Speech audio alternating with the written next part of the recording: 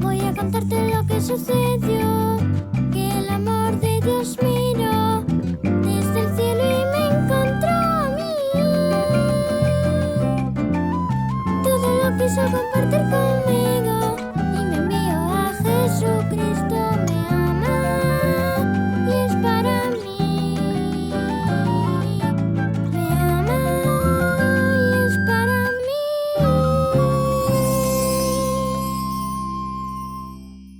Capítulo 28.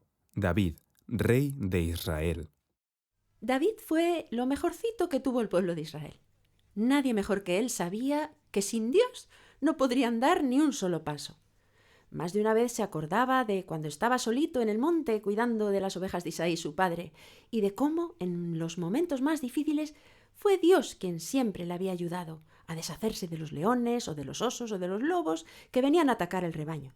Sabía que él era pequeño y que Dios era muy grande. Y eso nunca, nunca se le olvidaría en toda su vida.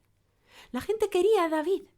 Algunos, antiguos sirvientes de Saúl e incluso algunos que quedaban de su familia, le tenían miedo, ya que pensaban que como Saúl se había portado tan mal con David, pues que quizá ahora se querría vengar, atacándolos a ellos. Pero David no era así. Incluso te diré más. Pidió que buscaran por toda la tierra de Israel para ver si quedaba algún pariente de Saúl a quien él pudiera ayudar. Y lo encontró. Precisamente un hijo de Jonatán. Era un hombre con una discapacidad en las piernas. Mefiboset, que así se llamaba, no podía andar, ni trabajar, ni hacer casi nada por sí mismo. Cuando le encontraron, se presentó como pudo ante el rey David temblando, pero David le quitó el miedo, ya que le prometió que por amor a Saúl y a su fiel amigo Jonatán, su padre, nunca le faltaría de nada a Mefiboset hasta que muriera, y que siempre sería uno de los principales invitados a su mesa, mientras que David fuera rey. Así era su corazón. Dice la Biblia que era como el corazón de Dios, bueno, compasivo, fiel. Pero no era perfecto. Ninguno lo somos, por más buenos que seamos. Si fuéramos perfectos nos adoraríamos, y eso ofendería mucho al Señor.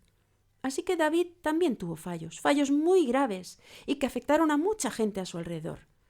Pero lo bueno era que casi siempre reaccionaba con arrepentimiento en cuanto se daba cuenta de lo grave de su pecado.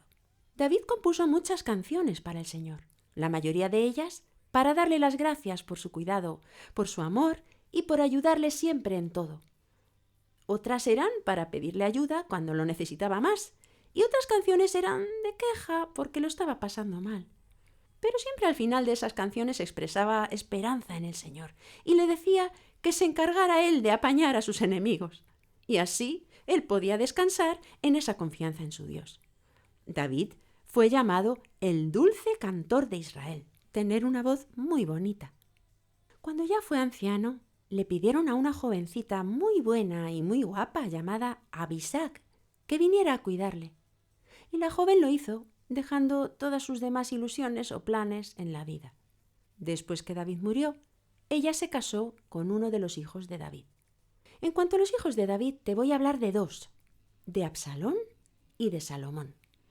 Entre ellos había una diferencia muy grande. Ambos eran hijos del rey, pero no se portaban igual. Uno, Absalón, era orgulloso, era traicionero y era egoísta. A tal punto llegó su pecado que hasta intentó quitarle el trono a su padre, e incluso lo consiguió por un tiempo. Pero como el Señor es muy justo y lo ve todo, no le permitió seguir adelante.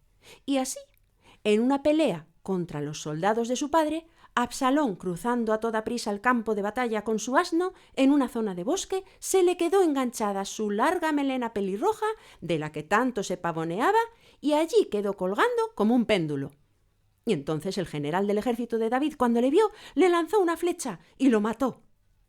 David, sin embargo, se puso muy triste y lloró mucho por la muerte de su hijo, porque aunque se había portado tan mal contra él, sin embargo, le quería muchísimo. Así hace Dios con nosotros. Nos ama de una manera infinita. Pero ¿no sería mucho más bonito y mucho más inteligente portarnos de una manera que les dé alegría a nuestros padres y a todos los que nos rodean? Por supuesto que sí. En cambio, el otro hijo de David, que se llamaba Salomón, heredó de su padre la costumbre de componer versos. ¿Quieres saber qué dice uno de los versos que escribió Salomón?